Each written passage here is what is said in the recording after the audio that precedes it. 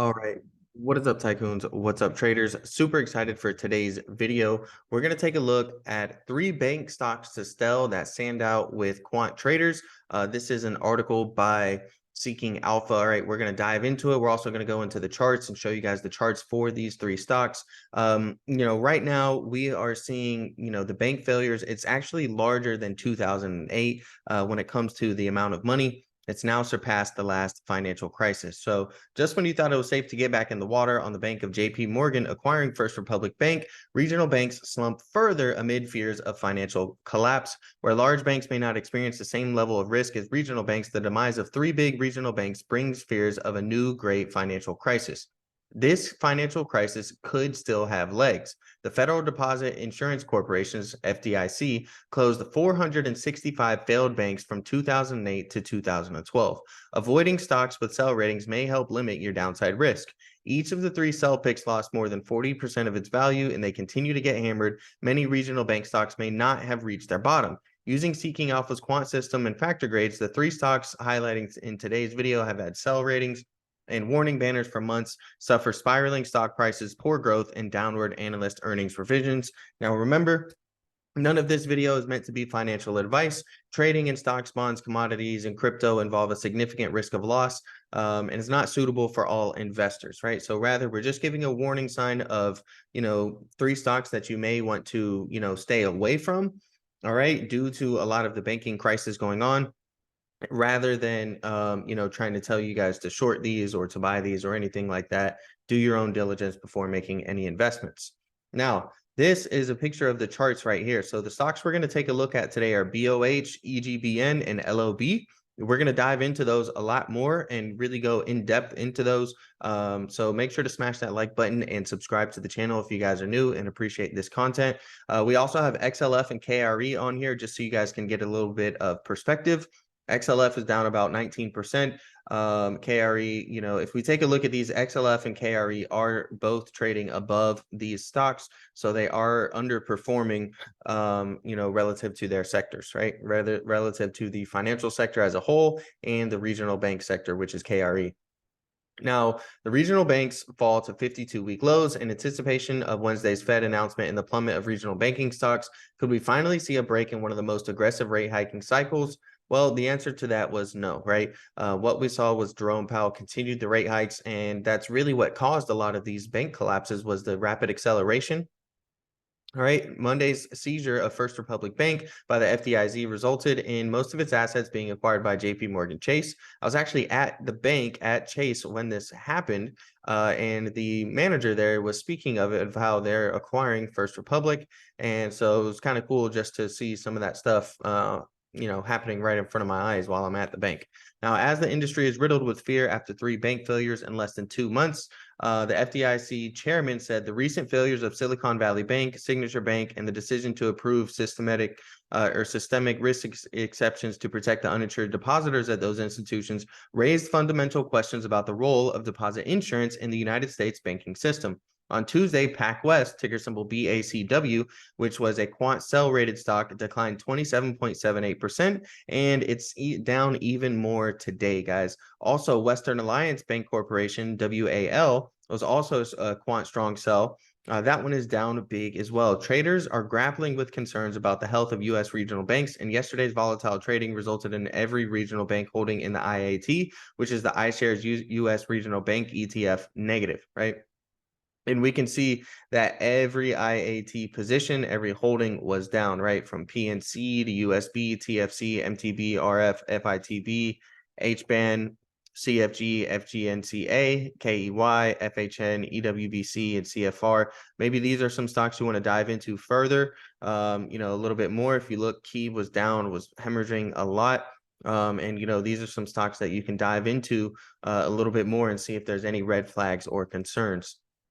Now, while there are still regional bank buying opportunities, the circumstances bring about many questions. How many big banks possess the ability to acquire smaller regional banks should more fail? With JP Morgan absorbing a large portion of FRC's burden of losses and the FDIC showing a poorly supervised bank was snapped up by an even bigger bank, posted Senator Elizabeth Warren in a tweet.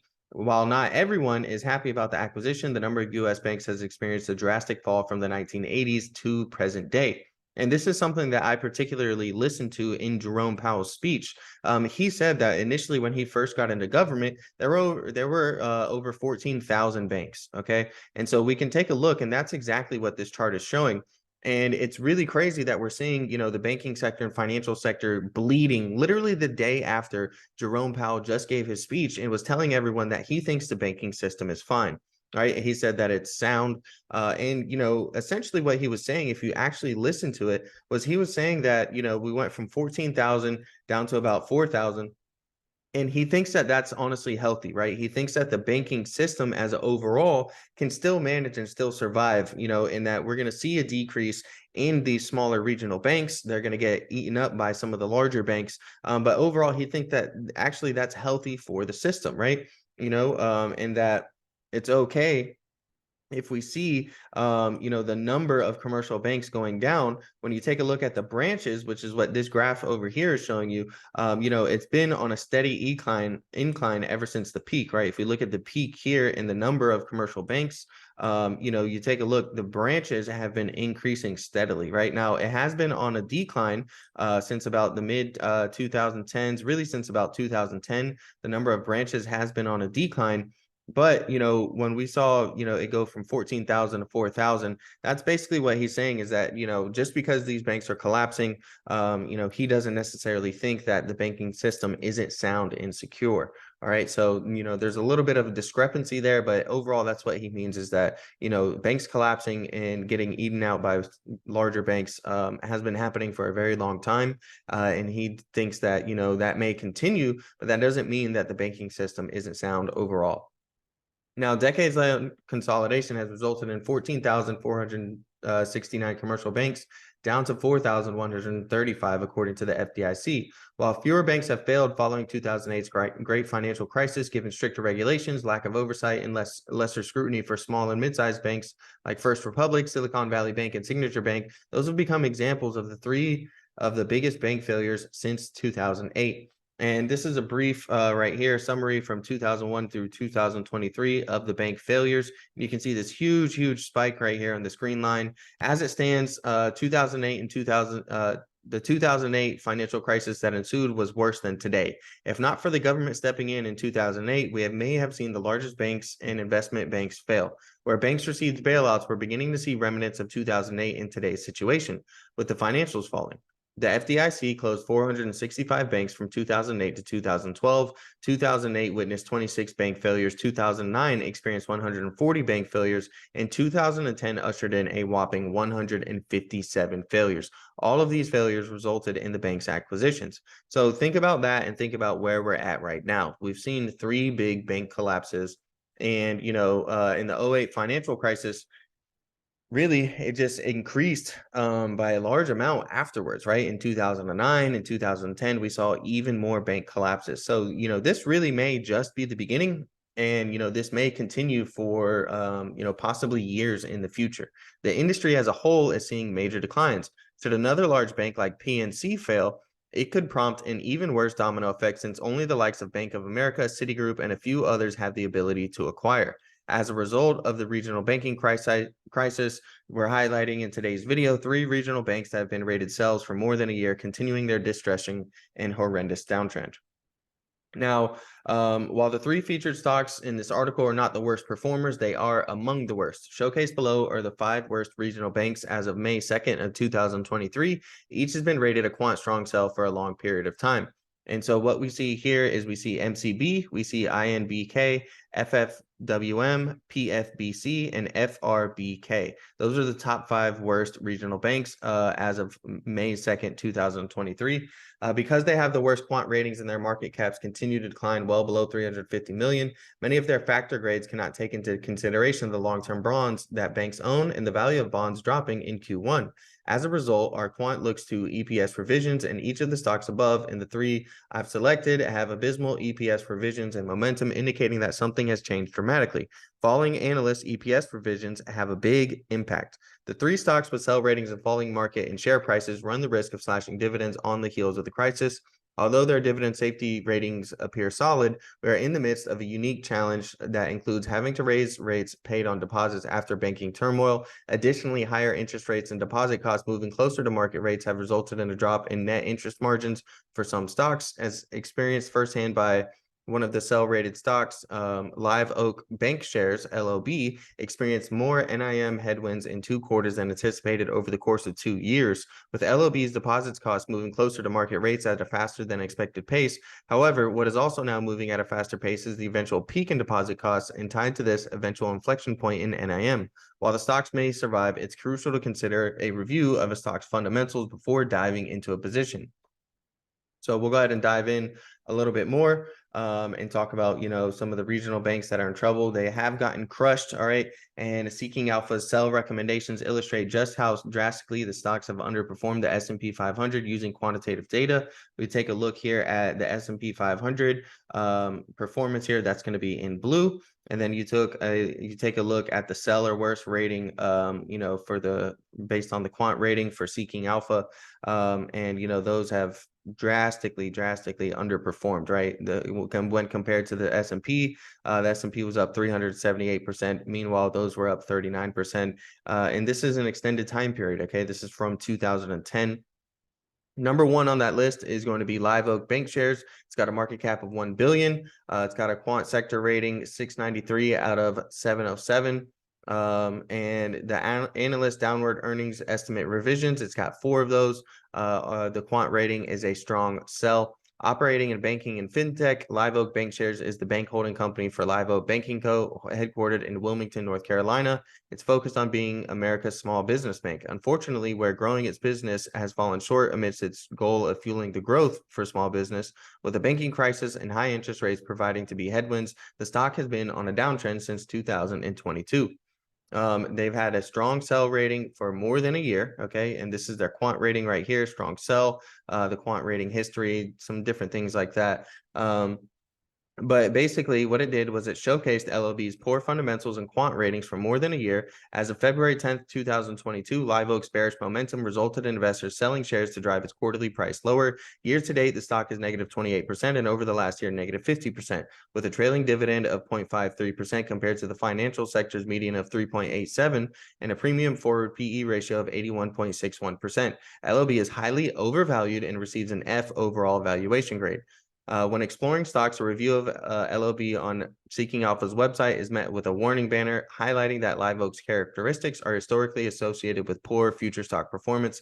Negative EPS revisions, which include 4 analyst downward revisions over the last 90 days, come on the heels of LOB's missed Q1 2023 top and bottom line earnings. Although LOB ended the quarter with more than $4 billion cash and available liquidity, with the fall of much larger signature banks, Silicon Valley Bank and First Republic Bank, whose underlying metrics also appeared safe, the small cap Live Oak could be dead in the water based upon the quant ratings should more banks need saving. All right. The next one we're going to look at is actually going to be Eagle Bank Corp. They've got a momentum grade of F here. All right. So, just another one that Seeking Alpha has a sell rating on. It's got a strong sell rating on the quant rating. It's got a market cap under $1 billion of 744.63 million. It's got 2 analyst downward earning estimates revisions. It is the holding company for Eagle Bank, and this offers small and medium-sized businesses, commercial and consumer banking services, and insurance products through a referral program. It's down more than 50% year to date, and over the last year, EGBN's momentum grade is an F. If we dive in a little bit more, we can see here that they have missed earnings and they've been met with 2 downward revisions, despite a strong valuation grade supported by a dividend yield TTM trailing 12 months of 7.48% versus the sector median of 3.87% and a trailing PE ratio that's negative 29% difference to the sector. Be wary of decelerating momentum and declining growth. Eagle Bank Corp's year-over-year revenue growth is negative 12.19% compared to the financial sector's 5.84%, and the quarter-over-quarter EGBN net interest margins declined, with lagging interest income from loans and a 70% reduction in deposits amounting to 1.2 billion. Shares of Eagle Bank Corp began to plummet following the March 9th banking crisis, despite most of the deposit reductions taking place prior to the industry turmoil. With industry headwinds likely to persist, Eagle's Q1 earnings per share of 0.78 cents missing by 35 cents and a revenue of 75.02 million missing by 8 million does not help it help its cause and resulted in two FY1 down revisions in the last 90 days. During the Q1 earnings call of 2023, the CEO stated, while we are disappointed with our first quarter operating results, our capital ratios are well in excess of regulatory minimums and our asset quality metrics remain strong, even against the backdrop of a challenging market, including continued disintermediation of deposits amid a rising interest rate environment. We met the liquidity needs of our depositors and the credits needs of our borrowers while holding firm to our commitment to strong underwriting and risk management practices. With the Fed continuing to increase interest rates and EGBN's attempts to navigate rates paid on deposits and the top and bottom line misses, Eagle brought on higher cost short-term borrowings to their balance sheet as their fix, which crushed their net interest income. And where the company's market cap continues to decline, there is still a chance it could see the bottom should steep losses persist. We'll go ahead and move on here. The next one is going to be the Bank of Hawaii. Okay, so this is ticker symbol BOH. It's got a quant rating of sell. It's had 4 analyst downward earning estimate revisions. It's got a market cap of 1.9 billion. Where aloha means hello and goodbye, seeking alpha's quant ratings say goodbye or sell to Bank of Hawaii Corporation. Like the two regional bank stocks picked before, the banking crisis effect has hold and BOH is getting pummeled, down 43% year to date and negative 41% over the last year. BOH's consistent sell rating since February 16th of 2022 comes as a result of declining growth, poor valuation, high interest rates, and lack of margin expansion. Exasperated by headwinds from the banking collapses, the Bank of Hawaii has been one of the biggest losers among other financials. Although the stock's B valuation grade appears to be an attractive entry point given its fall, its D momentum showcases how the stock may be like catching a falling knife. Underperforming its sector's peers quarterly, the stock's gradual price performance continues to be poor. And if you take a look a little bit more, here's that momentum grade. It's got a D right there. The bank deposits remain flat. And so, you know, this is kind of just a graph right here showing you guys the bank deposits from March of 2022 all the way to March of 2023. You can take a look at the public deposits, which is going to be right here on the bottom, this like yellowish beigeish color. We have the commercial deposits here, and then we have consumer deposits. And, you know, it's basically remained pretty flat. First quarter earnings resulted in top and bottom line misses, with the EPS of $4 missed by 9 cents and revenue of 176.69 missed by 2.31 million. While modest losses, the company's diversification in bank deposits helped cushion the blow felt by other banks. Consumers made up less than 50% of overall deposits, commercial deposits comprised 41.9%, and public and municipalities the remainder. Although deposits have remained relatively flat and BOH has maintained healthy liquidity, including backup liquidity funding totaling 8.2 billion, Bank of Hawaii remains at risk of performing poorly as its forward EPS diluted growth is negative 10.76% versus the financial sector median of 1.06.